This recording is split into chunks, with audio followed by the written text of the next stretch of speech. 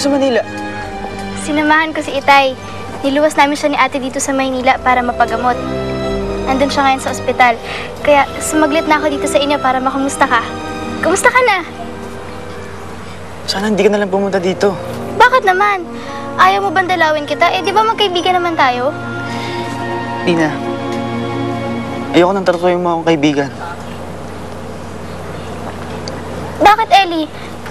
May nagawa ba akong masama? Ano nagawa ko sa'yo? Wala. Pero katulad ako ni Mami. Hindi kami normal. Tina, ayoko mapahamak. Ilayo mo na lang ako. Please.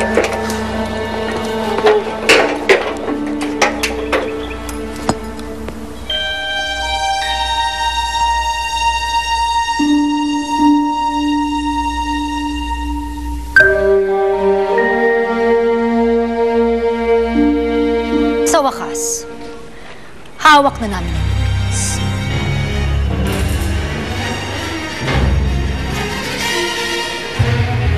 Luminous, bumuli ka na.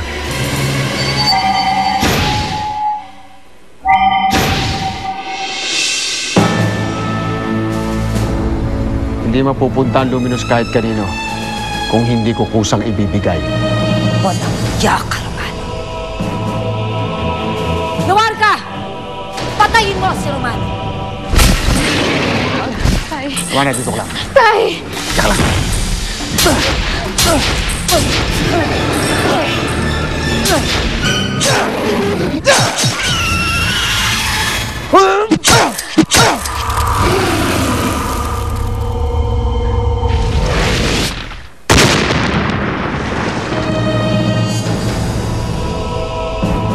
Ano nangyari?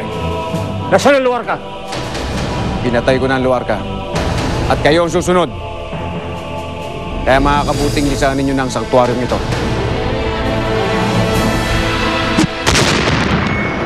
Masyadong malakas ang kapangyarihan ng Luminous.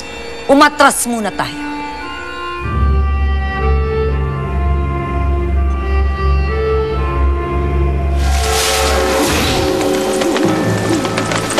Tay.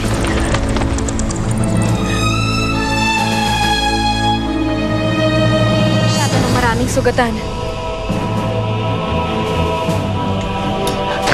Mukha na siyang malubha.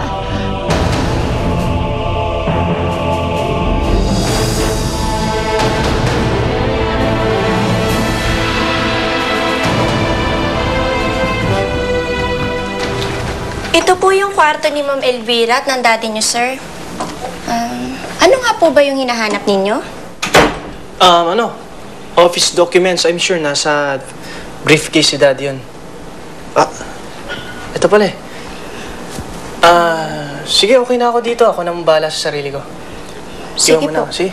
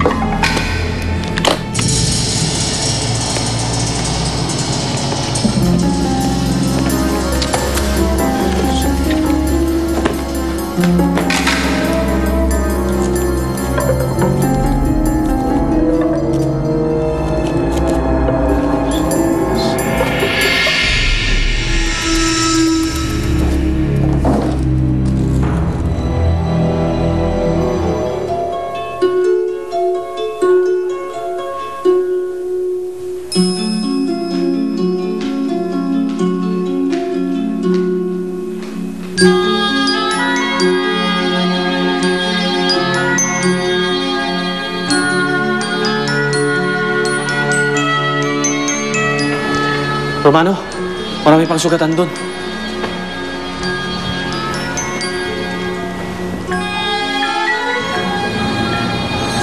Ate Elena, Romana, buhay ka. Nakaligtas ka. Ano nangyari? Paano ka nakaligtas? Dahil kay Itay. Dahil sa kanya at sa kanyang Luminous, ligtas tayong lahat. Wag!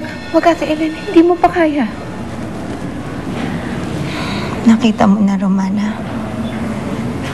Nakita mo na kung gaano kalupit ang mga itim na sorcerer. Wala silang paggalang sa buhay ng iba. Makuha lang nilang gusto nila.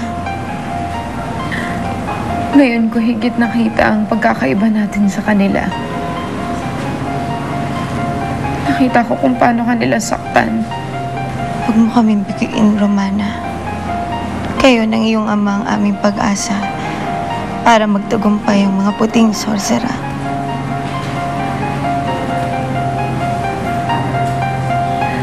Ate Elena? Guro! Guro! Elena. Tulungan niyo siya.